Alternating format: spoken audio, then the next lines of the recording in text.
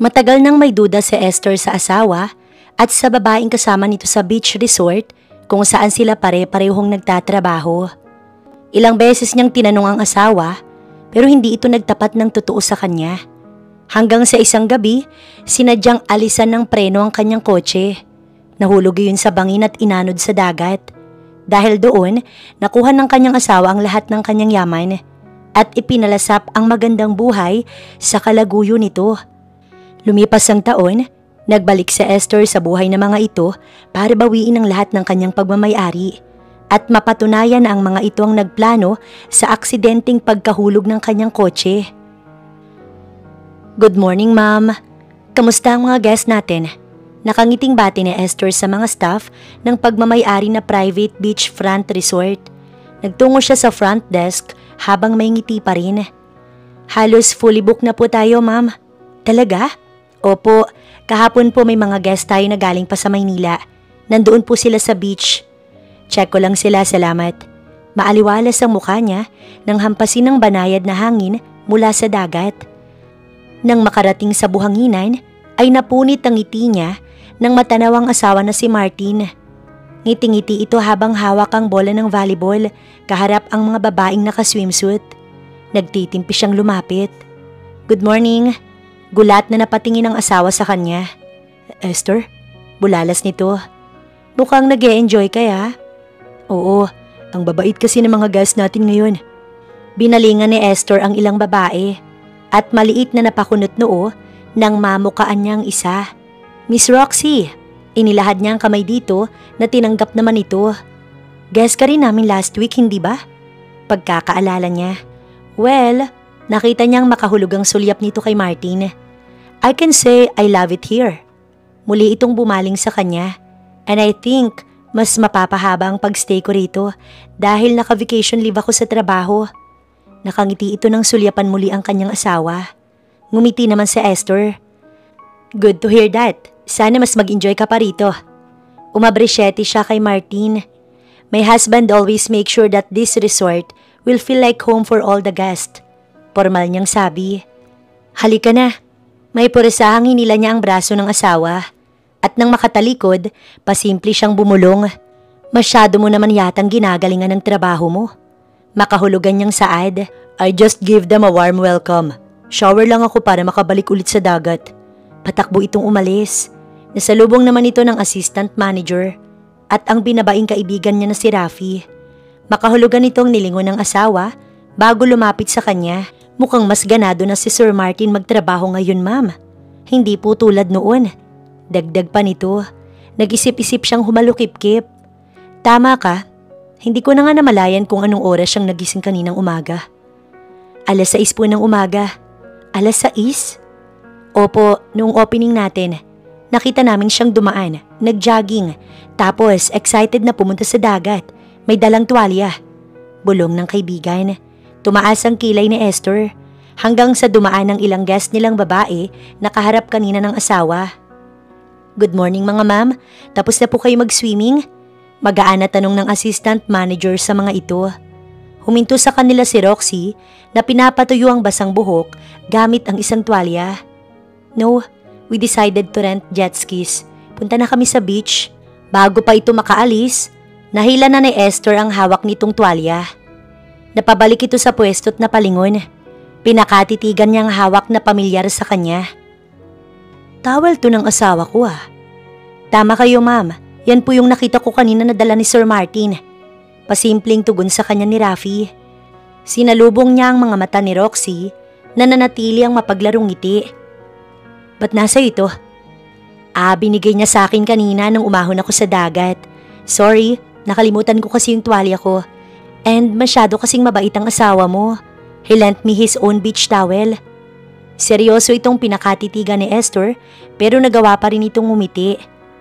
Mabait talaga ang asawa ko. Ako ang hindi. Makahulog ang sagot niya. Doon sumeryoso ang mukha ng dalaga. Pero ayos lang, tuwalya lang naman yan. Manager Rafi? Yes ma'am. Dagdagan ng provided beach towel sa mga guest, okay? Sumulat naman ang kaibigan sa hawak na maliit na notebook. Opo ma'am. Pwede na kayo mag-jet ski. Enjoy kayo. Nakangiti niyang sabi. Nang makaalis ay humarap agad si Rafi kay Esther. Ma'am, pansin ko lang po, halos dito na tumira sa resort yung guest na yan. Naka-vacation leave daw. Sagot naman niya. Naku, sa ganda niya, imposibleng hindi po yan matipuhan ng mga guest din natin. Wala namang problema doon, basta siguruhin lang niya na binata. Pabiro niyang tugon. Pagkatapos makipag-usap ni Esther sa kaibigang manager, diretso na siya sa pag-check ng ibang mga staff at ang mga supply ng resort na araw-araw niyang ginagawa bilang parte ng trabaho. Sa paglabas galing sa storage room at pag-angat ng muka mula sa hawak na inventory sheet, natigilan siya ng matanawang asawa sa di kalayuan na dagat. Nakasuot ito ng sunglasses habang nagmamaneho ng jet ski. Sa likod ay sakay nito ang tumatawa pang babaeng guest. Bumaba ang tingin niya sa mga kamay nito na nakahawak sa tiyan ng walang suot pang itaas na asawa. Kasunod ng dalawang iba pang jet ski na tila naguunahan. Nanginginig ang laman niya nang humakbang sa direksyon ng dagat.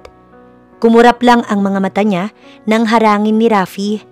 Ma'am Esther, kanina ko pa po kayo hinahanap. Itong si asawa ninyo, nag-volunteer na samahan ng guest natin. Pagbibigay alam nito. Laging bukas palad sa pagtulong, no? Sarkastiko niyang sagot bago ipinagpatuloy ang paglalakad. Kasunod niya ang pakending-kending na kaibigan na bumaba sa tabi ng dagat. Halos mabasa na ang mga paa ni Esther sa tubig. Nasa likod niya si Rafi. Nakahalukip-kip niyang hinintay makalapit ang jet ski. Naging alangan ang ngiti ni Martin nang siya ay makita. Esther? Nakita niya kung paanong maarting inalis ni Roxy ang kamay dito. Tinulungan ko lang ang guest kung paano gamitin ang jet ski. Paliwanag nito nang bumaba na at lumapit sa kanya. Hindi pa man siya nagtatanong. Sumunod ka sa akin. Seryosong wika niya at tumalikod. Tumalima naman agad si Martin. Plastic nang umiti si Rafi sa guest. Ma'am Roxy, may mga guide po tayo para sa mga hindi marunong mag-jet ski. Lumingon ito, kinampayan ng may edad na lalaki. Iyan po si Mang Adolfo. Agad hinawakan ni Roxy ang jet ski. No need, marunong na ako. Mataray nitong tugon at pinaharurot ang sinasakyan. Tingnan mo nga ang babae na yun. Marunong naman pala. Sambit ni Rafi nang tanawin ang guest na halos lumipad sa bilis ng pagpapatakbo. Dire-diretso si Esther sa loob ng kanilang beach house, kasunod niya ang asawa, hanggang sa huminto siya sa sala. May problema ba? Kaswal na tanong nito. Nakangisi niya itong hinarap. Problema? Ano sa tingin mo ang ginagawa mo, Martin? What do you mean? Don't act like stupid. I don't know where you're talking about. Tingin mo ba kahapon lang ako pinanganak? Naghinang ang mga mata nila. Galit ang sa kanya, habang sa asawa, walang kahit anong takot o kaba. At kung dapat ba niya iyong ipagpasalamat, ay hindi niya alam dahil hindi rin ibig sabihin nun wala itong ginagawang kalukuhan. It's part of my job. Kaswal na paliwanag ni Martin. Kinuha ang kamiseta na naroon sa sofa at mabilis na isinuot. Tinuruan ko lang ang mga guests natin kung paano i-drive ang jet ski. Agad na pinutol ito ni Esther. Hindi mo trabaho yun. I know, pero wala namang masama kung gagawin ko. Hindi maganda sa paningin na makita ang may asawa na ganoon kalapit sa mga babaeng guest. Nakakapiraso lang ang mga suot. Lumingon sa kanya ang asawa. Ano bang pinupunto mo ha? Stop flirting with them. Maliit nang umisi si Martin. Nagtatrabaho ko, Esther. Ang dumi naman ng isip mo. Hindi madumi ang isip ko. Marumi lang ang nakikita ko. Lumapit siya rito, pinakatitigan sa mga mata. Stop messing around my resort. Tumigas naman ang mukha nito. I'm not blind nor stupid. Alam ko ang nakikita ko.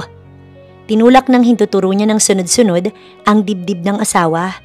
Don't even try fooling me, Martin. Dahil hindi ako magdadalawang isip na sipain ka at ng babae mo dito sa resort ko. Tumulo ang mga luha ni Esther nang lumabas ng bahay. Sinalubong agad siya ng kaibigan na si Rafi. Ayos lang kayo, Ma'am Esther? Inis niyang hinawi ang buhok niya. Hindi. Pakiramdam ko may tinatago sa akin si Martin. Napapansin ko rin po yun, Ma'am. Esther? Magkapanunod silang napalingon ng kaibigan. Naroon si Roxy, may alanganing ngiti. Kanina pa kita hinahanap. May kailangan ka? Putol niya. Pilit siyang naging kalmado bilang bisita ito ng kanilang resort. About Martin, huwag ka sanang mag-isip ng kung ano-ano at magalit sa kanya. Seryoso niya itong pinagmasdan. Mawalang galang na, pero sino ka para utusan ako? Sa halip na mainis, ngumiti lang ang dalaga. Wala naman kaming ginagawang masama ng asawa mo. He just being very helpful to make me comfortable here. General manager ang asawa ko rito. Hindi tourist guide, lalong hindi jet ski instructor. Natawa ito na mas ikinasalubong ng 2 kilay niya. Don't tell me, nagsiselos ka sa akin. Maarte nitong inayos ang buhok. Hindi naman kita masisisi. Nagkatinginan silang muling magkaibigan pagkatapos ay kunwaring nagtawanan. Natigilan naman si Roxy. Matapos tumawa, naging seryoso si Esther nang humarap dito. Hindi selos ang nararamdaman ko, kung hindi gigil. Hindi naman ito nakakibo. At bilang guest, hindi ka dapat manghimasok sa usapan ng mag-asawa. Korak! Singit ni Rafi na nagmostra pa sa hangin ng malaking check. Naiinis na umalis naman si Roxy. Dahan-dahang nagmulat si Esther pero pumikit din. Ramdam niya ang pagbangon ng asawa.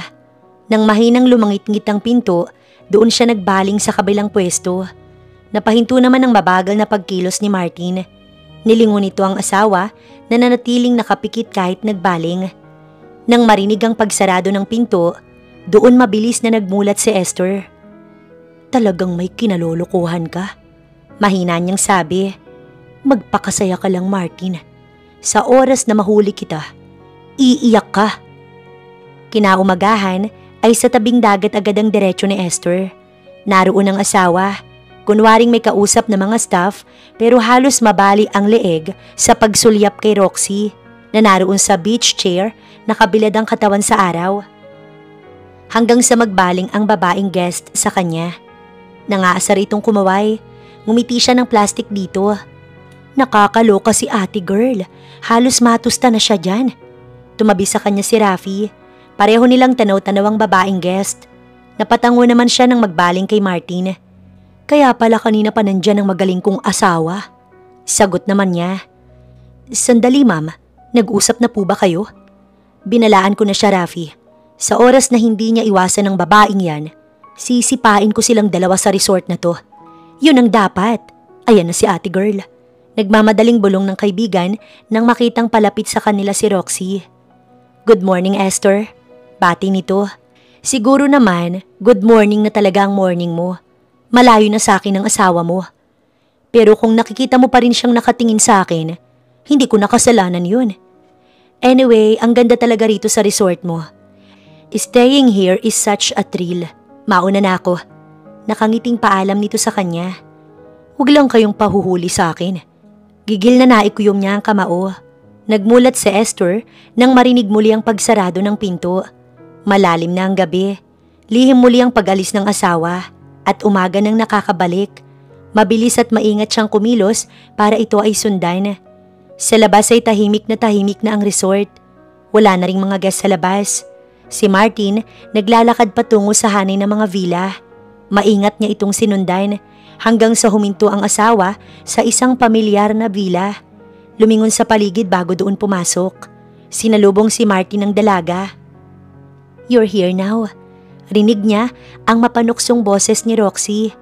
Agad na binuksan ni Esther ang pinto at bumungad sa kanyang babaeng guest na nakapalupot ang mga braso sa leeg ng asawa. Magkadikit ang labi ng mga ito. Alam niyo ba kung anong ika-6 na utos? Huwag kang makikiapid. Marahan at mariin na bigkas niya sa bawat salitang yun. Gulat ang mga itong lumingon sa kanya nang maglayo sa isa't isa. Siguro naman ngayon, hindi na kayo makakapagkaila. Nakangisi niyang sabi. Esther? Bulalas ng asawa. Yes, it's me. Your wife. Sinulyapan niya si Roxy. Hindi ko naman alam na may ahas palang nagpuntang guest dito sa resort ko. Magpapaliwanag ako. Akmang lalapit si Martin nang itaas niya ang kamay niya. Hindi na kailangan. Sapat nang nakita ko ngayon. At ang pagtakas mo gabi-gabi. At binalaan na kita. Don't mess around with my resort. Esther, you're fired, Martin. No, hindi mo pwedeng gawin yun. Pareho tayong naghirap sa resort na to. You can't just fire me. Kayang-kaya kong gawin yon. Hindi pa naman tayo mag-asawa. Ako na ang may-ari ng resort na to. Nakalimutan mo ba? Pera ko ang ginamit dito. At ano bang naging ambag mo ha? Ang makipagharutan sa mga babaeng guest na nakakadumi lang dito? At ikaw, singhal niya kay Roxy. Talagang dito pa sa resort ng asawa ng lalaking nililingkis mo? I told you, hindi ko nakasalanan kung attractive ako. Gigil siyang lumapit dito. Kaya ka pinatulan nito kasi easy to get ka. Anong sabi mo? Etong sabi ko. Agad niya itong sinampal bago hinablot ang buhok. Naihiga niya ito sa sahig at agad na sinakyan. Nagkakamali ka ng kinalaban. Maghintay ka lang na mahiwalayan ko ang asawa ko at magsasama kayo sa kulungan. Hindi mo pwedeng gawin yun. Hinablot si Esther sa braso ng asawa at nang itulak, tumama ang ulo sa dingding. Nawala ng malay si Esther. Natahimik ang buong kwarto. Kabadong nagkatinginan ng magkalaguyo. Esther? Bakas ang takot sa anyo ni Martin. Agad na lumapit si Roxy dito. Buhay pa ba siya? Anong gagawin natin? Ayoko makulong, Martin. Shut up. Hindi ako makapag-isip. Nilapitan nito ang asawa. Hinawakan sa balikat. Esther? Nanatili itong walang malay. Mabilis na kinuha ni Martin ang susi ng kotse sa suot na pantalon. Inihagis iyon kay Roxy. Anong gagawin ko rito? Pumunta ka sa kotse ni Esther. Isasakay natin siya. Bakit? Huwag ka na magtanong. Kumilos ka na lang kung ayaw mong pareho tayong makulong. Parehong tensyonado ang dalawa. Buhat-buhat ni Martin si Esther nang ipasok sa sasakyan nito. Nagmaneho ito hanggang palabas ng resort. Huminto rin sa kalagitnaan ng kalsada. What are you doing, Martin? Pagtatakang tanong ni Roxy nang bumaba at panoorin kung paano alisan ng preno ang sasakyan ni Esther. Bago inilipat at inupo ang walang malay na asawa sa driver's seat. Nagmamadali itong nilapitan ni Roxy. Ano bang plano mo? Nagmaneho palabas ng resort si Esther dahil nagtalo kaming dalawa. Nawala ng preno ang kotse niya kaya nagtuloy-tuloy ang sasakyan niya sa dagat. Paano ang mga CCTV? Kayang-kaya ko na yon. Buburahin ko lang ang mga kuha sa nangyari. Pagkatapos mamatay ng asawa mo, anong susunod? Pinakatitigan ni Martin ng kalaguyo. Sa akin ang resort at magsasama tayong dalawa. Napangiti si Roxy kahit na may bahid ng takot. Ilang segundo lang, nagmulat ang hirap na si Esther. Nasa loob siya ng sasakyan na mabilis ang takbo. Agad niyang hinawakan ng manibela para kontrolin yun. Hindi! Hindi! Inapakan niya ang preno pero hindi yun kumakagat. Napasigaw na lang siya nang tuluyang mahulog sa dagat ang kotse. At nang sumalpok ang tubig sa windshield, napapikit na lang siya. Punas-punas ni Rafi ang mga luha habang kasama ang ilang staff ng resort sa tabi ng dagat. Naiyak pa rin kayo hanggang ngayon? Nilingon ng mga ito si Martin. Patahimikin niyo na ang kaluluwa ng asawa ko. 1 taon nang halos lumipas noong mawala siya. Kaswal nitong dagdag. Galit na nagsalita ang binabae. Paano kami tatahimik sa pagluluksa? Kung hanggang ngayon, hindi pa rin namin alam ang totoong nangyari kay Ma'am Esther. Kung bakit nahulog ang sasakyan niya. Ni hindi pa rin nahahanap ang katawan niya. Inanod na yun ng dagat. Ikaw ba namang mahulog sa bangin? At sinabi ko na, nag-away kami noong gabing yun. Sa taas ng emosyon niya, pinaharurot niya ang sasakyan. Bakit hindi mo siya sinundan? Tanong pa rin ni Rafi. Dahil gusto kong makapag-isip-isip siya. Sandali nga, pinagbibintangan mo ba ako sa nangyari sa asawa ko? Nagtitiimbagang na nilapitan ito ni Martin. Babe! Patakbong lumapit si Roxy at pinigilan si Martin. What's happening here? Babe? Ulit nang nakangising si Rafi. Ang bilis mo namang makapag-move on, Sir Martin. Sunod nito nang balingan ng asawa ng kaibigan. Hoy, halamang dagat! May 1 taon nang wala ang kaibigan mo. In short, balo na tong si Martin. Kaya ano naman kung magkaroon siya ng relasyon sa ibang babae? At kapag hindi ka pa tumigil sa mga baseless accusations mo, tatanggalin kita. Tatanggalin? Oo, bakit? Boyfriend kong may-ari ng beach resort na to. Kaya technically, ako na rin ang may-ari nito. Ambisyosa kang palakang kabit ka. Pinigilan lang si Rafi ng mga kasamahang staff na sugurin si Roxy. Kapag nahagip kita, titirisin talaga kita. Gigil na sigaw ng binabae. Nangaasar lang nang umiti ang dalaga. Sige na, magtrabaho na kayo. Siguraduhin ninyong maayos ang magiging party natin mamaya. Mando ni Martin. Pwede naman siguro kahit ngayon lang. Walang maging kasiyahan sa resort na to. Bilang galang sa death anniversary ni Ma'am Esther. Ni Rafi. Bakit ang dami mong demand? Do you know we're doing this for the image of the resort? Dagdag ng inis na si Roxy. Roxy is right. Kailangan nating baguhin ang ambience ng resort para naman makalimot na tayong lahat sa namatay kong asawa. Bumalik na kayo sa trabaho ninyo. Pagtataboy ni Martin. Napipilitang sumunod ang mga empleyado ng beachfront resort. Habang magkakbay namang naiwan ang nakangiting dalawa. Nailipat mo na ba sa pangalan mo ang resort? Kaya magpapaparty ka na? Maarting tanong ni Roxy sa nobyo nang humarap dito. Next week ko pa makakausap si attorney. Kaya nga hindi na ako makapaghintay. Oh babe, I'm not just lucky to meet you. See? Nagkaroon pa ako ng napakagandang resort na to na walang kahirap-hirap. Nagsisimula pa lang ang masarap nating buhay sa paraiso na to. Sagot ni Martin. Pinagsaluhan ng dalawa ang isang halik nang tuluyang lumubog ang araw. Pero nagsisimula pa lang ang ingay sa tabi ng dagat. Malakas ang tugtog at iba't ibang mga ilaw ang kulay ang tila sumasayaw. Nagkakasiyahan na rin ang mga guest ng resort habang sina Martin at Roxy ay naroon sa ibabaw ng nakaset up na stage. Napako ang mata ni Roxy sa malayo sa isang babae na natatabingan ng bandana ang muka. What's wrong babe? Untag ni Martin. Tingnan mo yung babaeng nasa dulo. Tumanaw naman ito roon. Yung babaeng nakasuot ng puting bestida at putiri na bandana. There's no one there babe. Sagot nito nang makitang wala ang tinutukoy ng nobya. Pilit na hinahanap ng mga mata ni Roxy ang estranghera. Ayun siya. Muli itong natanaw ng dalaga. Wala nga. Nakailang bote ng beer ka na ba ha? Nang may lumapit na kaibigan ni Martin, wala sa sariling naglakad si Roxy pababa ng stage. Nagpatuloy ito sa buhanginan patungo sa babae. Kinakabahang natigilan ito nang mawala ang sinusundan at nang magpa siya na humarap ay ang mukha ng namayapang si Esther ang nakita. No! Kasabay ng takot na pagsigaw ay ang pagbagsak nito sa buhangin. This is not happening. Dilat na dilat ang mga mata nito. Kamusta?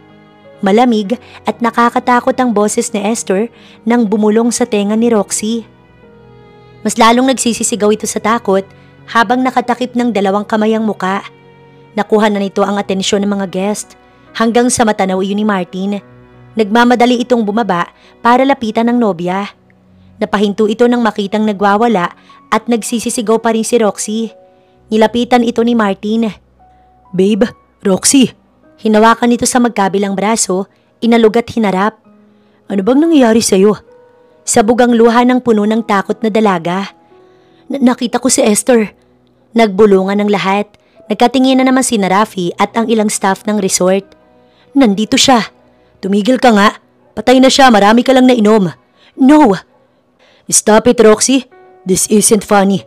May pagbabanta ang tingin ni Martin, kaya lang ito huminto. May ngiti itong bumaling sa mga guest. Ituloy nyo lang ang party. Marami lang nainom si Roxy. Kahit nagtataka, unti-unting bumalik sa pagsasaya ang mga bisita. Inaalalayang tumindig ni Martin ang nobya. Natakot na inililibot ang tingin sa paligid. Marahang nagmulat si Martin. Mula sa lanay ng bahay, dahan-dahang hinahangin ng mahaba at manipis na puting kurtina sa bintana. At tila may nakatayong imahe ng babae na naroon sa nag-aagaw na dilim at liwanag. Roxy? Pero wala itong narinig na sagot kaya dahan-dahan itong lumabas. At laking pagtataka nito dahil wala namang sino man ang naroon. Hanggang sa pagtalikod ay may bumabalibid sa leeg nito. Namumulang hindi makahingang si Martin habang pilit na inaalis ang kurtina sa leeg. Pasikip iyon ng pasikip. Martin? Napaluhod dito nang marinig ang papalapit na boses na iyon. Martin! Patakbong lumapit dito si Roxy na kagagaling lang sa banyo. Are you okay? Anong nangyari? Nininerbiyos na tanong ng dalaga. Habol hininga pa si Martin nang hawakan ng leeg bago nilinga ang kurtina.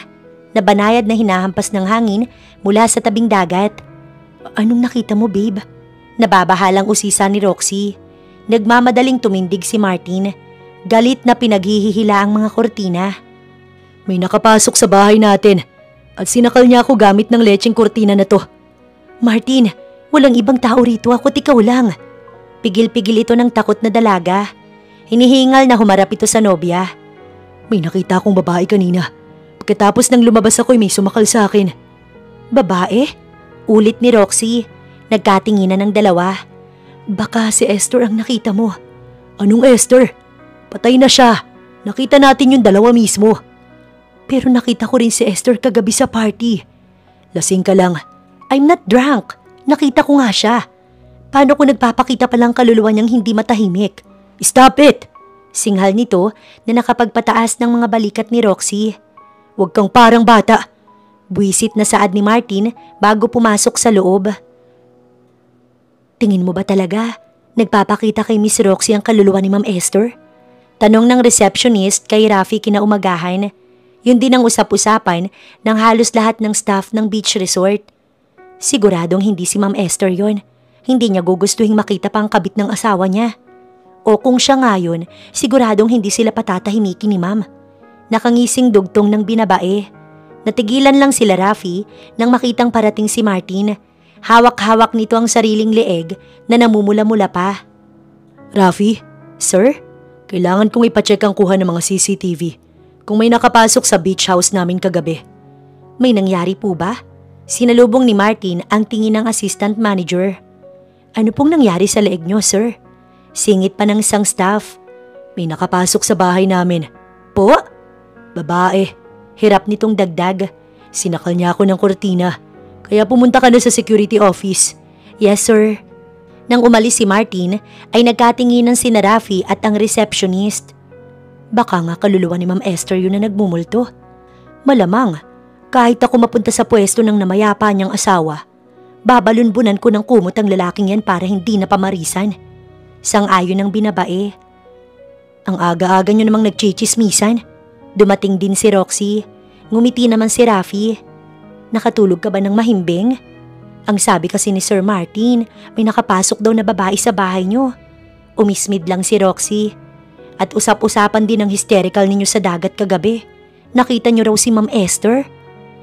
Hindi ka pa ba niya sinasama? Tumigil ka, hindi ka nakakatawa. Kinakabahan itong sagot. Sa bagay, nasa langit si Ma'am Esther. Hindi ka tatanggapin doon. Bago pa maitaas ni Roxy ang kamay, natatawa ng umalis ang binabae. Buisit na nagtungo sa dagat ng dalaga. Naroon ang maraming guest na lumalangoy. Agad itong lumusong. Sa ilalim ng tubig, lumaki ang mga mata nito nang makitang nakangisi si Esther. Nagmamadali itong umahon pero hinila ang paa nito. Tulong! Sigaw ng dalaga nang itaas ang kamay. Tulong!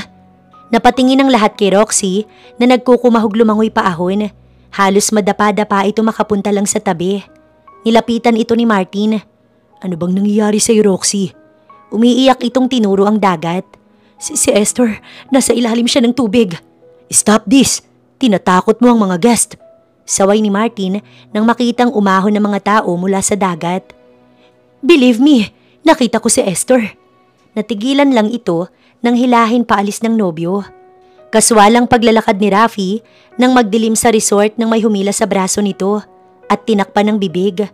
Nang dalhin ito sa isang sulok ay mas lumuwa ang mga mata nito. Multo! Rafi, nahawa na ako sa palakang kabit na yun, nakakaloka. Pagwawala ng binabae.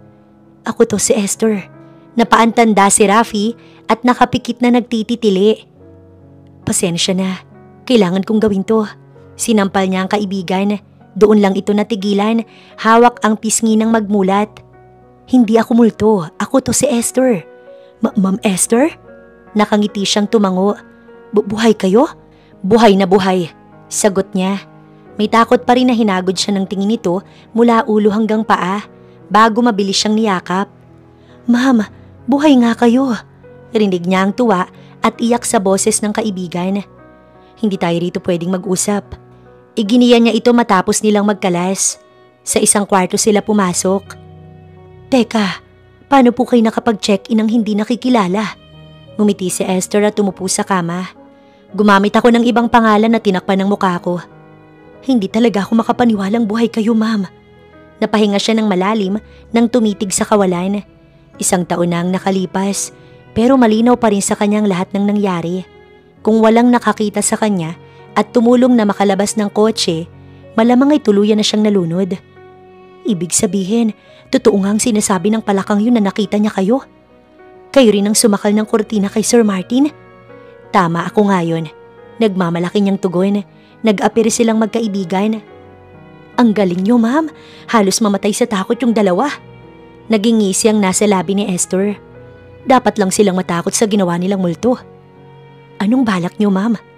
Nag-i-enjoy pa ako na takutin ng walang yakong asawa at ang kabet niya. Kinausap ko na rin ang abogado ko na i-delay ang pakikipag-meeting kay Martin tungkol sa resort para ako mismong makaharap nila. Patuloy niya. Napansin niya ang naging malungkot na anyo ng kaibigan. Bakit?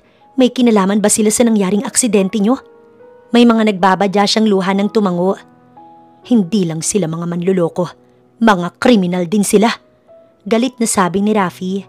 Pero hindi sila sinwerte dahil sa akin nakakapit yun. Malas ang nakakapit sa kanila. Kaya magbabayad sila sa ginawa nila sa akin. Sagad kaluluwa. Nakita ko nga si Esther. Bakit ba ayaw mong maniwala? Mangiyak-ngiyak na sigaw ni Roxy kay Martin habang nasa sala ang mga ito. Paano mo makikita ang patay na? Mag-isip ka nga, Roxy. Nababahala itong lumapit sa nobyo. Paano kung kaluluwa niya yun? Tapos nagpapakita siya sa atin dahil sa ginawa natin sa kanya. Paano kung... Ilang beses ko bang sasabihin na tumigil ka na sa hallucination mo? Wala ka na sa tamang pag-iisip. Bakit ba ayaw mong maniwala? Nakita mo rin siya noong gabing sinakal ka niya, di ba? Natahimik ang napalunok na si Martin. Paano kung bumalik siya? Tanong ng naiiyak na takot na si Roxy. Napangiti si Esther habang nakatago sa sulok ng lanay. Rinig na rinig niya ang halos mabaliw na dalawa sa takot. Itinakip niya ang mahaba't puting kumot sa sarili bago dahan-dahang naglakad. Agad na lumampas ang tingin ni Roxy at nahihintakutang sumigaw. Multo! Otomatikong napalingon doon si Martin. Roxy? Mahinang tawag ni Esther sa pangalan nito habang palapit. Paatras naman ang paatras ang kaluguyo ng asawa habang matindi ang kapit sa braso ni Martin na halata sa muka na nagpapanggap lang ng tapang. Esther, ikaw ba yan? Tanong ni Roxy. Bakit niyo ako iniwan sa kotse? Kunwari siyang umiiyak. Akmang lalapit sa kanya si Martin nang mamatay ang ilaw. Pigilang tawa ni Rafi na naroon sa switch. Kahit madilim, kitang-kita ni Esther ang pag-uunahan ng dalawa palabas ng beach house. Siya naman ay tawang-tawang napahiga sa sofa. Pumasok na rin ang nakahawak sa tiyan dahil sa kakatawa na si Rafi. Pareho pala silang matatakutin. Tama kayo, ma'am. Halos malukot ang mukha nilang dalawa. Sagot ng kaibigan. Ako na pong bahalang mag-report bukas ng mga ganap nila. Magpahinga na muna kayo, ghost wife. Salamat, Rafi. Kinaumagahan, nilingan ni Rafi sina Martin at Roxy. Magkalayo ang mga itong maglakad at tila parehong malalim ang iniisip. Pigil ang tawa ng binabae nang makalapit ang dalawa at makita ang itim sa ilalim ng mga mata ng mga ito. Sir at ma'am, mukhang stress kayo't hindi nakatulog. Napatingin sina Martin at Roxy sa mga staff na kaharap. Oo nga po, sir, ma'am. May sakit po ba kayo? Segunda ng receptionist. Nagkatinginan ng dalawa bago nagsalita si Martin. Huwag niyo kaming intindihin. Ang intindihin niyo ay ang party mamaya. This is not just an ordinary night party here. Ngayong gabi, nagdesisyon akong baguhin na ang pangalan ng resort. Pero sir, hindi niyo pa naman nakakausap ang attorney tungkol sa resort. Kung sa inyo talaga ito ibibigay ni Ma'am Esther. Salungat ni Rafi. Wala akong pakialam sa abogado na yan. Lagi niyang kinakansela ang meeting namin. At sa akin di naman mapupunta ang beach resort na to. Alangan namang sayo, ako ang asawa niya. And tumawag ka ng priest. Singit ni Roxy na halos hindi makataas ang muka dahil sa eye bags. Para pamisahan ng bahay namin. Ma'am Roxy, kapag nagbasbas ang pari ng holy water at tamaan ka, masusunog ka. Sumunod ka na nga lang, huwag ka ng maraming sinasabi. Galit itong tumalikod. Ma'am Esther, agad na sinarado ni Rafi ang pinto pero natigilan ito nang makita ang isang lalaki. Ma'am, hindi niyo naman sinabi na may kasama kayong pogi rito. Parang isang babae na inipit nito kunwari ang buhok sa magkabilang tenga. Kahit na 7 ang gupit. Napangiti si Esther at lumapit. Siya si Gabriel. Siya ang nagligtas sa akin. Nakangiti itong kinamayan ni Rafi. Hulog ka ng langit. Maraming salamat at dahil sa'yo, nakaligtas ang kaibigan ko. Napangiti naman ang binata. Siya ay naging maluha-luha naman. Sa kanila ko pansamantalang tumuloy noon, Rafi. Halos 1 taon ako sa kanila. Siya rin ang katulong kong humanap ng ebidensya na magtuturo kina Martin at Roxy ng kaugnayan sa nangyaring aksidente sa akin. May dapat din kayong malaman, Ma'am Esther. Napagtanto ni Rafi ang pakay sa kaibigan. Ano yon? Papalitan na po ni Sir Martin ang pangalan ng resort nyo. Ano? Tumango naman ito. Talagang gagawin niyang lahat para makamkam ang resort. Pwes, hindi ko hahayaan na tuluyan niyang makuhang pinaghirapan ko. Seryosong nakikinig sa kanyang dalawang kaharap. Tapos na ang pananakot. Oras na para magpakita ang multong ginawa nila. Rafi, Ma'am Esther, may iutos ako. Kahit ano po, ma'am. Pusturang-pustura si Roxy, suot ang mahabang bestida at malaking sombrero habang nakaabrisyete kay Martin palabas ng beach house. Effective ang ginawa natin sa pamisa. Tumahimik na rin ang kaluluwa ng nasira mong asawa. Yun lang talagang magagawa niya, ang magparamdam dahil hindi na siya mabubuhay. Sang-ayon ni Martin, hanggang sa makarating ng dalawa sa tabing dagat kung saan magaganap ang kasiyahan. Napahinto ang mga ito nang maabutan ng mga bisita na nakasuot ng mga puti na tila may ililibing. What the hell? Bulalas ni Roxy. Sir? Nagulat pa si Martin nang lapitan ni Rafi. Suot nito ang bestida ng namayapang asawa. May wig din ito na parang isang babae. Bakit suot mo yan? May kaba at takot sa tono nito. Ang ganda at klase kasi ng damit na to ni Ma'am Esther. Parang siya, maganda at klasik ang original wife. Hindi ba, Miss Roxy? Tigil-tigilan mo nga ako, ha? Mariin itong sagot. Bakit ganyan ang suot ng mga guest? Tanong ni Martin. Oo nga, bakit parang bubukas ang langit at kukunin sila? At least, langit ang kukuha, hindi tulad ng kukuha sa inyo. Rafi, hindi ito ang bilin ko sa'yo. Awat ni Martin. Sir, para maiba naman ang party. Nagmamadaling iginian ito ang dalawa paakyat ng stage. Sige na sir, umakyat na kayo sa stage at kanina pa kayo hinihintay ng mga guest. Naguguluhan naman sina Martin at Roxy na sumunod. Pilit ang mga ngiti ng mga ito nang makaakyat habang nakikita sa ibaba ang tila mga multo na nakatunghay sa dalawa. Dahil wala rin kahit anong tugtog, para silang maglilibing ng kung sino. Marahan ng pagpispis ni Roxy sa magkabilang braso bago pa simpleng nagsalita. Magsalita ka na babe, kinikilabutan ako rito. Mahinang reklamo ng nababagabag na dalaga. Nanginginig ang kamay na hinawakan ni Martin ng mikropono. Good evening everyone. Tonight marks the celebration of this resort's new name. Napahinto si Martin nang mamatay ang ilaw. Takot na napakapit si Roxy sa braso ng nobyo. What is happening? Umugong ang bulungan nang muling magliwanag. May isang babae ang nasa gitna. Suot ang itim na damit. Natatabingan ng bandana ang mukha nito at dire-diretsyong umakyat ng stage. Sino naman yan? Tanong ni Roxy. Ako ang totoong multong kakatakutan ninyo. Tuluyang inalis nito ang suot na maskara. Esther?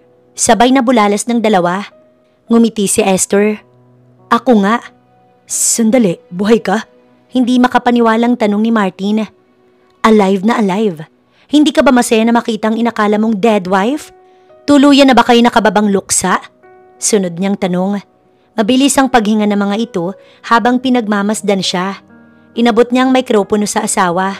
Nakangiti siyang nagsalita. Walang magiging pagbabago. This private beachfront resort will stay as Esther's paradise. Sinulyapan niya ang asawa. Tama ba Martin? Pilit itong umiti. Of course. Good. Sagot niya. Muling humarap siya sa mga bisita. Now, pwede nyo nang i-enjoy ang party. Itinaas ni Esther ang inabot na baso ng alak mula kay Rafi. Nagpalakpakan naman ang lahat at nagsimulang magsaya. Lumapit siya sa dalawa na may takot pa rin siyang tinititigan. Huwag niyo akong tignan na para pa rin akong isang multo. I'm alive.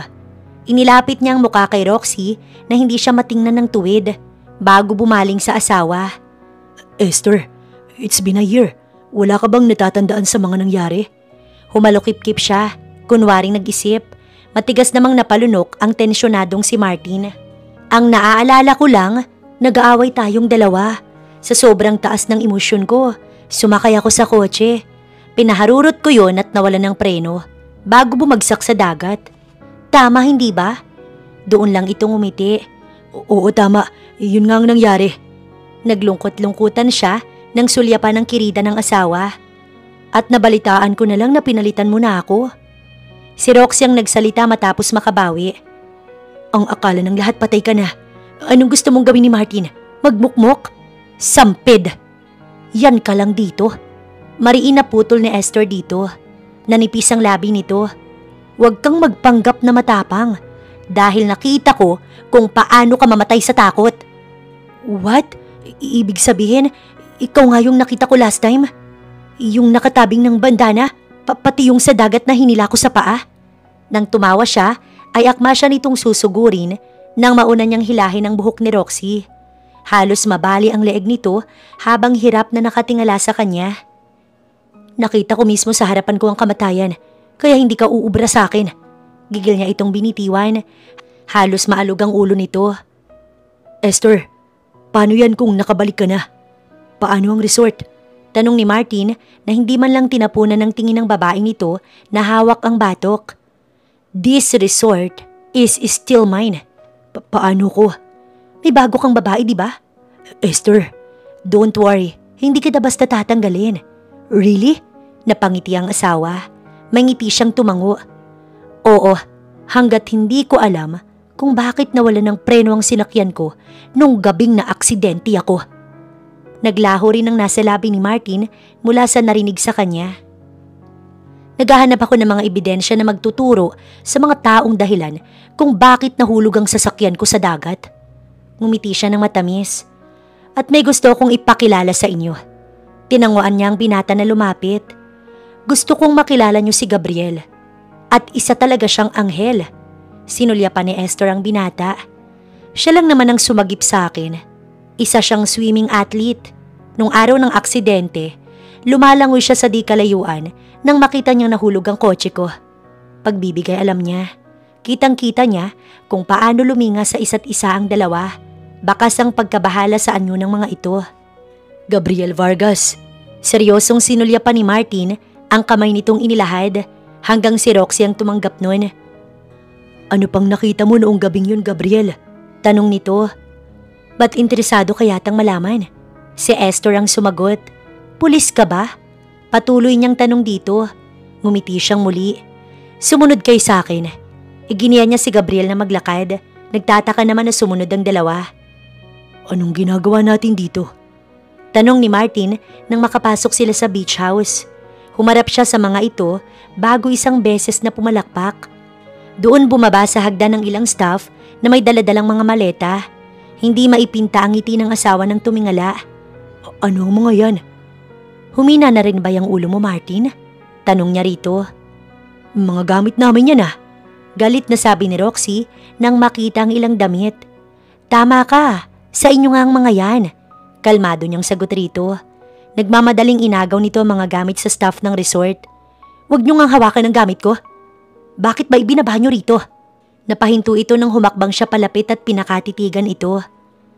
Nagpalinis kasi ako ng buong bahay. Nagpa-disinfect. Tinapon lahat ng mga basura at hindi na kailangan. At bakit mo gagawin yun? Malakas na loob na tanong ni Roxy. Sandali siyang natawa. Dahil bumalik na ang tunay na Reyna. At ibinabalik na kita sa pwesto mo. Alam mo kung saan yon? Tinuro ni Esther ang labas. Doon yun sa labas ng bahay ko at sa beach resort na to. Esther, bakit pati yung gamit ko? Alangang tanong naman ni Martin. Ayoko kasi ng marumi. Nakita ko mayroon na rin mga gamit mo tulad mo. Esther, please. Huwag kang magpanik. Nagpa-reserve ako ng bila para sa'yo. Pwede ka pa rin dito sa resort kahit isama mo pa tong babae mo. Ikaw pa rin naman ang general manager. Gusto mo bang mag-stay pa rin dito sa beach house natin, Martin? Malamyos niyang tanong. Akma palang sasagot ang asawa nang magsalita si Roxy. Let's go, babe. Inis na kinuha nito ang mga maleta. Pilit nitong hinila si Martin palabas ng bahay. Naiwan ng pailing-iling at nakangiting si Esther. Pwede na kayong bumalik sa trabaho ninyo. Salamat. Anya nang magbaling sa mga staff na lumabas na rin. Sinulyapan niya ang katabing si Gabriel. Wala silang kaalam-alam na natatandaan mo ang lahat ng nangyari. Ngumisi siya. Ang buong akala nila, ligtas na sila sa kasalanan nila. Kaya nga kahit sukang-suka ko na nakikita sila, gagamitin ko na rin itong pagkakataon para pahirapan sila, para habang malapit sila at nakakuha na tayo ng ebidensya, madali ko na lang silang mapapahuli. Gaano ka sigurado na hindi sila tatakas o aalis? Muli siyang umiti. Kilala ko si Martin. Wala siyang mapupuntahan, kaya wala siyang choice kundi ang magsama-sama kami rito na para bang one big happy family. Bibigyan ko rin ng isa pang dahilan si Martin na mahirapang umalis.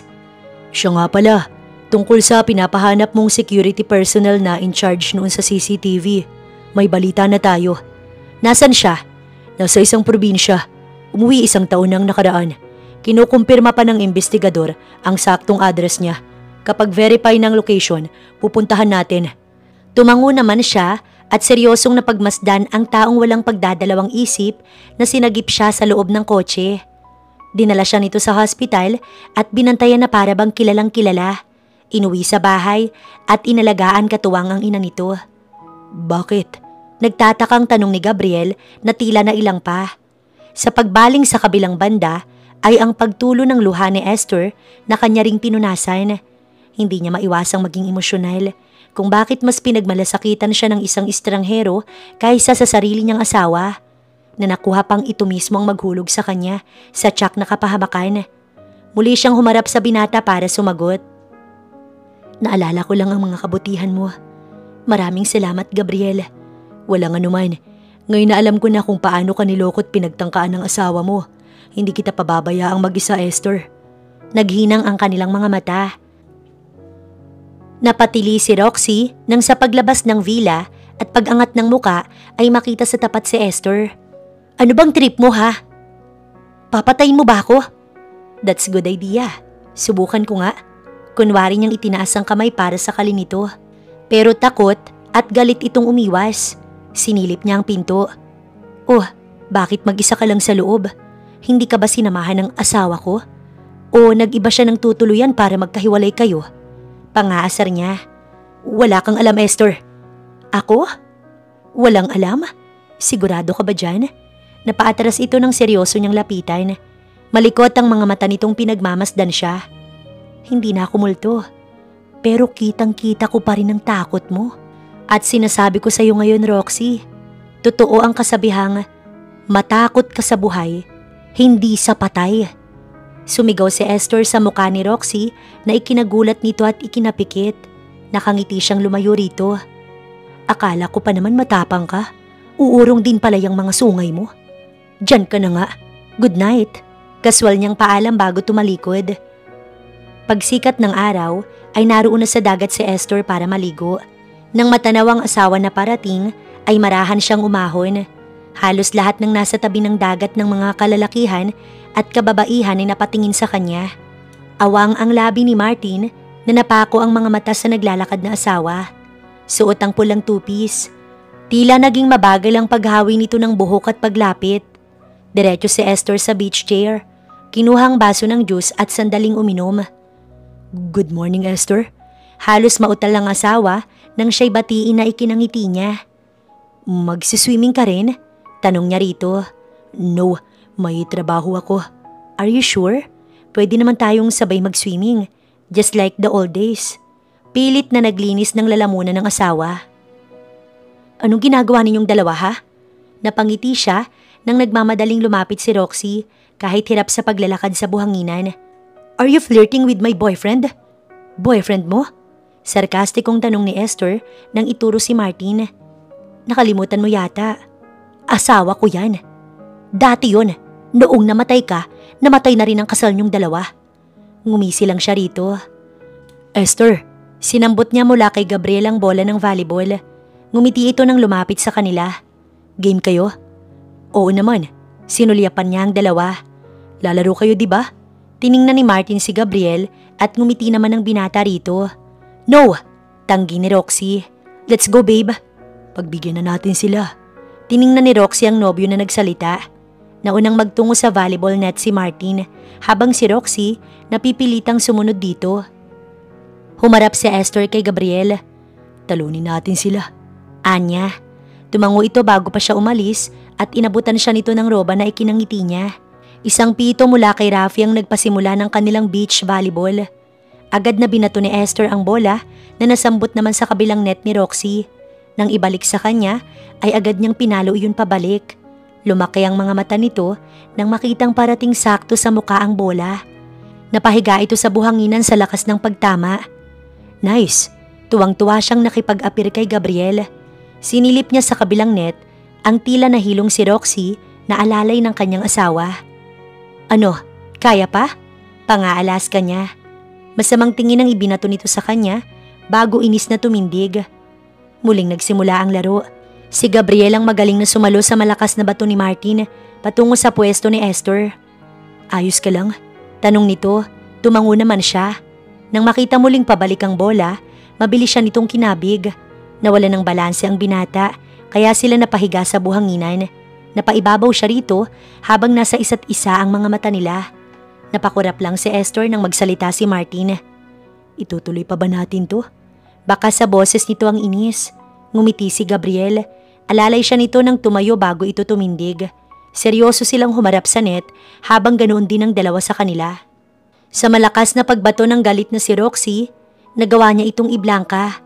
Muling tumama sa mukha ng babae ng asawa ang bola na ikinabagsak nito.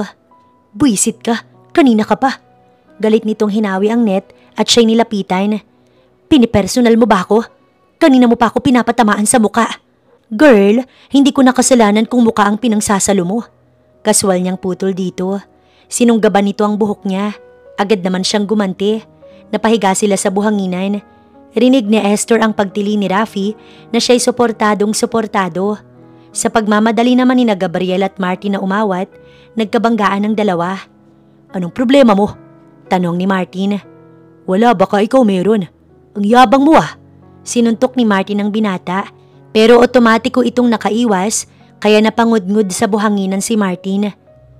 Nagtitimpi lang ako sa iyong haliparot ka. Pero hindi na ngayon. Hila-hila ni Esther ang puro buhangin na babae ng asawa sa dagat.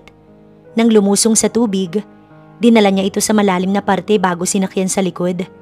Ito ang dapat sa'yo. Pilit namang umaahon ang hindi makamulat at nakakainom na ng tubig alat na si Roxy. Help! Esther! Agad na tumakbo sa dagat si Gabriel kasunod si Martin. Tama na. Pigil-pigil ng binata ang hinihingal sa galit na si Esther habang halos manghina si Roxy. Halika na. Alalay siya ni Gabriel paahon ng tubig. Diretso sila sa beach house. Agad siyang nagbihis habang nasa sala ang binata at si Rafi. Napausa ko ma'am. Super cheer ako nung dinala mo yung palakang kabit na yun sa dagat. Dapat, diniretso nyo na siya sa laot. Salubong sa kanya ng nakangiting kaibigan ng makababa. Mabuti na lang nandyan si Papa Gabriel. Talagang lifesaver mo siya. Nasulyapan ni Esther ang tahimik na binata hanggang sa magsalita na rin ito. Pasensya ka na Esther. Hindi ko na dapat pinatulan si Martin. Pagbababang loob ni Gabriel. Hindi mo naman kailangan mag-sorry. Pinagtanggol mo lang naman ang sarili mo. Ayos ka lang ba? Tanong pa nito. Ngumiti siya rito. Oo naman. Lalo't kitang-kita ko kung paano mahirapan ng Roxy na yun. Hindi niyo pa po ba sila paaalisin sa resort? Tanong ni Rafi. Hindi pa nahanap ang CCTV operator noong gabing nangyari ang aksidente. Kaya mas magandang malapit sila sa akin. Napahinga siya ng malalim. Itinapon niyang tingin sa labas. Mas maganda na akala nila, ligtas na sila. Pero ang totoo, unti-unti ko silang sinisingil sa mga atraso nila sa akin. Huwag kang mag-alala. Nilinga niya si Gabriel. Ginagawa ko ang lahat para makita ng mas maaga ang witness na kailangan mo. Salamat Gabriel. Sa ngayon susulitin kong pakikipaglaro sa kanilang dalawa. Nakangising Anya. Isang katok ang ginawa ni Esther sa opisina ng asawa bago iyon tuluyang binuksan. Sinilip niya ito. Can I come in? Of course. Tumayo ito para salubungin siya bago bumalik sa kinauupuan. Inukupahan niya ang silya at nagsimulang umarte. Medyo naging senti lang ako ngayong araw. Akala ko talaga hindi na kita makikita. Pailalim siya nitong pinagmasdan. Habang nag-aagaw buhay ako, ikaw ang nasa isip ko. Pagkukunwari niya. Kung umiyak ka ba sa harap ng litrato ko, kung gaano karami ang naging luha mo. Peke ang pagtutubig ng kanyang mga mata. Esther, nagkaroon ng rescue and operation nung nahulog ang kotse mo sa dagat. Ang kaso, ilang linggo ang lumipas na hindi ka nahanap. Ang sabi baka raw inanod ang katawan mo sa ibang lugar. Kaya huminto na kami. Malungkot nitong kwento. Wala ka bang naaalala sa nangyari bago ka maaksidente? Tanong pa ng asawa sa kanya. Ni isa wala akong nakalimutan. Sagot niya sa isip. Ang sabi ni Gabriel, mayroon daw akong sugat sa ulo nang makuha niya sa dagat. Kaya siguro wala akong matandaan. Pag-arte niya. Tumangutangon naman si Martin na tila nakahinga. May kailangan ba akong malaman? Peke ang pag-aalala niya nang magtanong. Inabot nito ang kamay niya. Wala, you don't have to worry. Nagtagpo ang mga mata nila. Iniisip ko nga, bakit ang bilis mong makalimot? Kumibot ang lalamunan nito. Hindi ka ba nanghihinayang sa pagsasama nating dalawa? Hindi bang pangako natin noon sa isa't isa? Noong ikasal tayo, till death do us part? Bumitaw si Esther dito. Dismayado siyang umiling-iling kahit hindi totoo. Nagbalik nga ako ng buhay pero para mo na ring pinatay ang puso ko. Tumindig siya at lumabas ng opisina. Esther? Rinig niya pang habol ng asawa. Nang maisarado ang pinto, seryosong kinuha ni Esther ang alkohol sa bulsa bago ipinaligo sa kamay niya. Nakakadiri ka, Martin. Maghintay ka lang na mahanap ko ang witness sa ginawa niyo sa akin ng kabit mo. Tsaka ako kayo ililibing ng buhay. Naglakad na siya at napahinto rin nang makasalubong si Roxy sa labas. Tinanaw nito ang opisina ng nobyo bago magkasalubong ang kilay siyang binalikan ng tingin. Galing ka ba sa opisina ni Martin? May talent ka pala sa panguhula. Akala ko sa pangaagaw lang. Sagot niya. Huwag mo nang guluhin si Martin. Buisit nitong sabi. Humalukip-kip siya bago ngumiti rito. Paano kung ayoko? Itinaas nito ang kamay pero gigil niyang pinigilan. Anong karapatan mong utusan ako sa loob mismo ng property ko? Bakit ka ba hindi pa tuluyang nawala? Bakit hindi ka mauna? Pilit itong bumitaw sa pagkakakapit niya pero hindi niya ito basta pinakawalan. Kahit magpabalik-balik ako sa opisina o kahit saan mang sulok ng resort na to, wala kang pakialam dahil pagmamay-ari ko ang lahat ng nandito. Simula kay Martin at kahit ikaw. Malakas niya itong binitiwan. Napaupo ito sa magaspang na daan. Malaki ang butas ng ilong nito nang siya'y tingalain. Tandaan mo kung sino ka lang sa buhay ni Martin. Isa kang kabit. At ang tulad mo, masahol pa sa basura. Nilampasan ni Esther ang nakaupong si Roxy. Nagmamadali naman itong nagtungo sa opisina ni Martin. Nagulat pa si Martin nang magbukas ang pinto. Galit na sumugod sa mesa ang dalaga. Anong ginawa niyo ng babaeng yun dito? Napakunot ang noo ni Martin. Gigil na hinampas ni Roxy ang mesa. Anong ginawa niyo? Huwag kang ang sumigaw. Bakit ayaw mong sagutin ang tanong ko? Galit na tumindig si Martin. Wala kaming ginawa at kung meron man, mag-asawa naman kami. Tila nahimasmasan nito. What are you trying to say? Sa mata ng batas at ang mga tao, asawa ko siya. Huwag mo nang subukan na makipagbalikan sa patay na nabuhay mong asawa dahil hindi ako magdadalawang isip na sabihin sa kanya ang totoong nangyari. Na ikaw na mismong asawa niya ang nagtangka sa buhay niya. Agad na hinagip ni Martin ang braso nito. Kasama kita nang gawin yun, Roxy. Kapag sinumbong mo ko, isasama kita. Damay-damay na tayong dalawa. Inalis ng dalaga ang kamay ng nobyo. Go ahead, para sa kulungan tayo magsama. Sakay ng nakahintong jet ski sa mababang tubig si Esther. Nang matanaw si Martin, agad itong lumapit sa kanya. Mag-jet ski ka? Tanong nito. Gusto ko sana. Kaya lang pati yatang mag-drive nito. Nakalimutan ko na rin. Kailangan niya ng pagandahin ng mga mata. Pinanood niya ang asawa na lumusong sa tubig. Ako nang bahala sa'yo. Talaga? Yes, you're my wife. You're so sweet. Maarte niyang sagot nang umusod ng pwesto. Habang magka-backride sila sa jet ski, ay natanaw ni Esther ang galit na si Roxy na lumusong sa tubig kahit hanggang bewang. Martin! Esther! Mga walang ya kayo! Umalingaw-ngaw ang sigaw nito sa dagat. Nakangiting kumaway lang siya rito. Lumingon naman sa kanya ang asawa. Next time na lang ulit, babawi ako sa'yo. Inihinto nito ang jet ski sa tapat ni Roxy. Ano? Nag-enjoy ba kayo? Pasensya ka na. Eto kasing boyfriend mo. Nag-volunteer na ipag-drive ako ng jet ski. At tungkol doon sa tanong mo kung nag-enjoy kami. Nilingon ni Esther ang asawa. Ako, oo. Ewan ko na lang kay Martin. Sa galit, malakas siyang hinila ni Roxy sa braso. Dahil alalay siya ni Martin, pareho silang bumagsak sa tubig. Agad na sinamantala ng babae nito ang pagkakataon at siya'y nilublob. Kung nakaligtas ka noon sa kamatayan, ako ngayon ang maghahatid sa'yo. Mula sa ilalim ay iyon ang naririnig niya. Pilit niyang inabot ang kamay ni Roxy at nang umahon, sinampiga niya ito. Hindi mo magagawa yun dahil ako ang gagawa nun. Sinapo niya ang likod ng ulo nito at inilublob ng paulit-ulit. Mabilis na lumapit sa kanila si Martin. Tama na Esther. Nabitiwan niyang babae nitong nagsabog sa mukha ang basang buhok. Pasensya na Esther. Hirap na nilinga ito ni Roxy. Bakit ka sa kanya nang hihingi ng sorry? Ako tong nilunod niya. Ikaw ang nauna. You provoke her. At kapag hindi ka tumigil, pareho tayong mapapaalis ng resort na to. Tingin mo saan tayo pupuluting dalawa? Mahinang sermon pa ni Martin. Inis na hinampas ni Roxy ang tubig bago umahon. Akmang hahawakan ni Esther ng asawa nang harangin niyang braso nito at tumalikod. Esther, nang umahon siya, naroon si Gabriel na siya'y sinalubong. Alalay siya nitong maglakad. May kailangan tayong pag-usapan.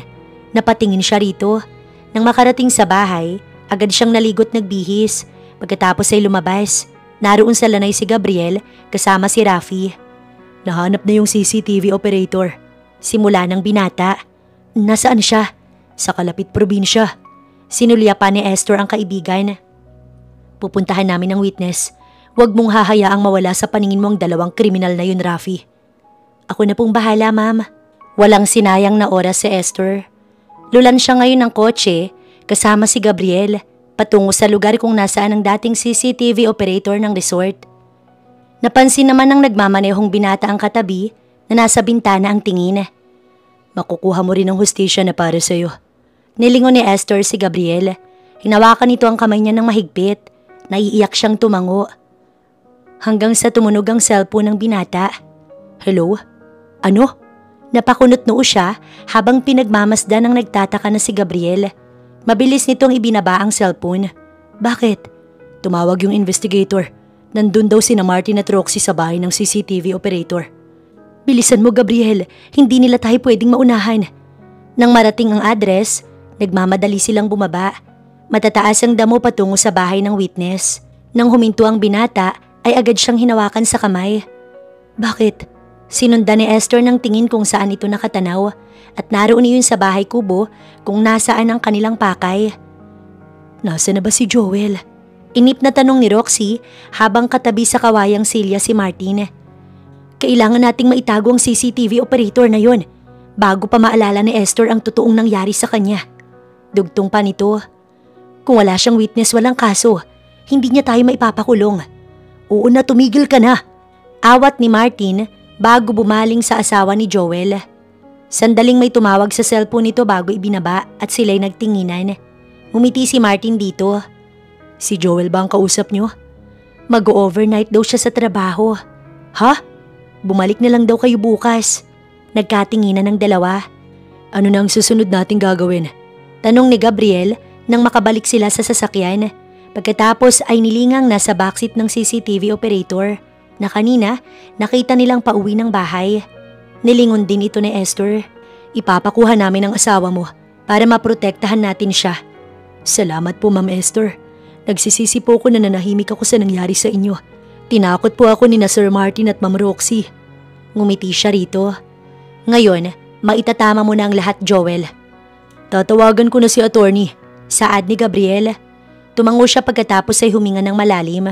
Hindi na siya makapaghintay na malaman ng asawa at ng kalaguyo nito ang maganda niyang balita.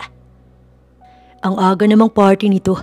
Puna ni Martin nang makarating sa tabing dagat at lapitan si Roxy. Nakahanda na ang lugar na yon na karaniwang sa gabi nagkakaroon ng buhay. Pansin din ng dalawa ang pagiging espesyal ng ayos. Kung hindi man natin makukuha ang resort na to, At least hanggang ngayon, walang kaalam-alam ang asawa mo. Kaya walang chance na malaman niya na tayo ang dahilan kung bakit muntik na siyang maagang mawala sa mundo. Kamusta nga pala yung asawa ng CCTV operator? Tumawag na ba siya? Hindi pa. Mahirap ang signal sa lugar nila. Kaya tingin ko nahihirapan siyang kontakin tayo. Baka naman iniisahan tayo ng Joel na yan. Magandang umaga sa inyo. Energetic ang bati ng matinig na boses ni Rafi. Napalinga ang dalawa sa stage kung nasaan ito. Alam kong nag-e-enjoy kayo sa maagang party natin ngayon. Pero alam nyo naman, ang may-ari ng resort na to si Ma'am Esther. Gusto niya, laging may pasorpresa. Umirap naman si Roxy. Sir Martin, Miss Roxy, lumapit na po kayo. May reserved table na po kayo rito sa unahan. Napalinga ang lahat ng guests sa dalawa. Tinuro naman ng nagtatakang si Roxy ang sarili pati si Martin. Kami? Oo, kayo nga, wala nang iba. Hanggang sa may lumapit na mga staff ng resort sa mga ito at dinala sa gitna. Sinulya pa ni Roxy si Martin. Ano naman kayang eksena to? Hindi ko alam, mag-enjoy na lang tayo. Mula sa likod ay inayos ni Esther ang kulot na buhok. Patakbong lumapit sa kanya si Rafi. Okay na po ma'am, nakapwesto na sila. Thank you Rafi. Parating na rin sina Gabriel at ang mga kasama niya. Kaya sisimulan ko ng kasiyahan na hindi nila makakalimutan. Biglang huminto ang malakas at nakakaindak na tugtog. Napunta ang tingin ng lahat sa stage kung nasaan nakatayo ang may ngiting si Esther na may hawak ng mikropono. Puputulin ko lang sandali ang event because today is going to be a story party. Maririnig niyong lahat ang kwento kung paano ko nabuhay matapos mamatay. Nagbulungan ang mga guest. Pero bago ang lahat, gusto kong personal na batiin ang mga espesyal kong guest na nasa harapan. Naguguluhan naman ang anyo ng dalawa na sandali pang nagkatinginan. Sana ma-enjoy niyo ang regalo na inihanda ko para sa inyo. Nagtungo si Esther sa isang tabi at mula sa screen, lumabas ang kuha ng CCTV. Umugong ang bulungan, hindi naman magawang gumalaw ng dalawa sa kinatatayuan. Noong gabing yan, nahuli ko lang naman si Martin kasama ang babae niya. Nag-guest dito sa resort. At kitang-kita nyo naman dyan na ang asawa ko ang may bitbit sa akin. Walang kamalay-malay niya kung sinakay sa kotse ko. Katulong ang mistress niyang si Roxy. Esther, itigil mo yan! Hormentado ng asawa pero may dalawang gwardyang pwersahan itong pigil-pigil na umakyat. Huwag kang ang magulo Martin. Hindi nakikita ng mga guest na nasa likuran mo kung paano mo in-execute ang planong krimen sa mismong asawa mo. Esther, sigaw din ni Roxy. Ngumisi lang siya rito. Nagpatuloy ang kuha sa mga CCTV video hanggang sa hayaan ng mga itong magmaneho siya ng walang malay. Nang matapos ang video, nakangiting nagtungo muli si Esther sa gitna. Inilahad niya ang kamay. Lumapit naman si Rafi at inabot ang karton ng popcorn sa kanya. Ako nang magtutuloy ng kwento. Pakinig naman ang mga bisita sa kanya. Bago pa nila ako isakay sa kotse, inalisan na nila yun ng preno. Kaya kasama kong nahulog sa dagat. Itinuon ni Esther ang matalim na tingin kina Martin at Roxy. Sa dalawa rin napunta ang puno ng panguhusgang tingin ng mga tao. At ang akala ng mga kriminal na to, tapos na lahat. Pero nagkamali sila nang dumating akong buhay na buhay. Galit na nakawala si Roxy. Sinungaling! Gawa-gawa mo lang yan dahil nababaliw ka na. Tinapon niya sa mukha nito ang popcorn. Pagkatapos ay bumaba sa stage. Seryoso niya itong pinagkatitigan. Simula nang maaksidente ka, lumuwag na ang tornilyo mo sa ulo. Hindi mo lang matanggap na ako ang gusto ng asawa mo. Hinagip na Esther ng isang kamay ang magkabilang pisngi ni Roxy at gigil niya iyong pinaghawakan. Sayong-sayo ng kriminal na yan. Magsama kayo sa hanggang sa kulungan. Esther, nang lumapit si Martin, ay agad niyang sinampal ito ng 2 beses. Hindi ako na-aksidente dahil sa taas ng emosyon ko. Kung hindi pinagplanuhan mo ko at kinuntsaba mo pa ang kabit mo. Awang ang labi nito. Ginawa mo yun para maging malaya kayo ng babae mo at mamuhay ng masarap sa resort na pinundar ko. Pero sorry ka, wala sa 2 yun na matutupad dahil mabubulok kayo pareho sa kulungan. Hindi yan sapat na ebidensya. Pwedeng edited ang video na yan. Paninindigan pa rin ito. Sarkastiko siyang tumawa dahil kitang-kita niya ang pagpupumilit ng asawa. Tama, Edited lang ang video na yan. Malakas na sang-ayon ni Roxy na humarap pa sa mga nakapalibot sa kanila. Huwag kayong maniwala sa babaeng to. Hinila niya ang buhok nito mula sa likuran bago hinarap sa mga nanonood sa kanila. Masyadong mapag-angkin ang kabit na to na magkaroon ng resort, kaya pumatol sa may asawa ng may asawa. At ebidensya? Dagdag niya pagkatapos ay ngumiti at itinulak si Roxy. Tignan natin kung masabi niyong edited pa rin to. Lumampas ang tingin ng dalawa. Joel? Bulalas ni Martin. Tumabi ito kay Esther. Anong ginagawa ng pobreng CCTV operator na yan dito? Tanong ni Roxy sa kabila ng kanyang kaba. Akmang lalapit si Martin dito na may humarang na gwardya. Mag-usap tayo, Joel. Sir, hindi na ho kaya ng konsensya ko. Hindi ko na rin kayang itago ang CCTV video na pilit yung pinapabura sa akin. Pag-amin ni Joel. Noong gabing yun, mula sa monitoring room, kitang-kita ko kung paano nyo isinakay. Sir Martin at Roxy. Ang walang mahalin na si Ma'am Esther. Pati na rin ang pagtanggal nyo ng preno ng sasakyan niya. Bago nyo ipabura sa akin ang video, kumuha ko ng kopya at itinabi yun. Patuloy ni Joel. At iyon ang isa pa naming matibay na ebidensya. Nakangiting sabi ni Esther. At dahil dyan, may gustong sumundo sa inyong dalawa. Esther, nandito na sila. Dumating si Gabriel na may mga kasama. Namutla sina Martin at Roxy nang makita ang mga pulis. Nakangiting bumaling si Esther sa mga ito. You're all just in mine, mga sir. Kunin niyo na po ang mga dalawang kriminal na to. Esther. Mabilis na lumuhod si Martin sa harap niya bago siya tiningala. Pag-usapan natin to. Hindi ko sinasadyang maitulak ka noong gabing yun. Hindi ko sinadya lahat. Sinipa niya ito para siya'y mabitiwan. Ikaw mismo nag-alis ng preno sa kotse ko. At imbis na isugod mo ko sa hospital, tinuluyan mo ko, Martin. Nagpakasaya ka ng akala mong patay na ako. Wala akong nakalimutan. Simula sa pagkahuli ko sa inyo ng kabit mo hanggang sa pagtatangka mo sa buhay ko. At walang kapatawaran ng lahat ng ginawa mo sa akin. Kahit anong sabihin mo, pagbabayaran mo ginawa mo. At maghintay ka lang dahil ang susunod ay ang pakikipaghiwalay ko sa'yo. Esther, please. Lumapit ng pulis kay Martin at tuluyan itong itinayo. Narinig niya ang iyak at sigaw nito pero wala na iyong epekto sa kanya. Dumaan din sa harapan niya si Roxy na hawak ng mga pulis. Oras na ng pagbabayad, ng pakikiapid at pagiging kasangkapan mo sa pagtatangka sa buhay ko. Nakangisi niyang sabi. Nang makaalis sa mga ito, tsaka lang tumulo ang kanyang luha. Tapos na ang paghingi niya ng hustisya. Sisimulan ng magbayad ng kanyang walang pusong asawa at ng kalaguyo nito ng lahat ng atraso sa kanya.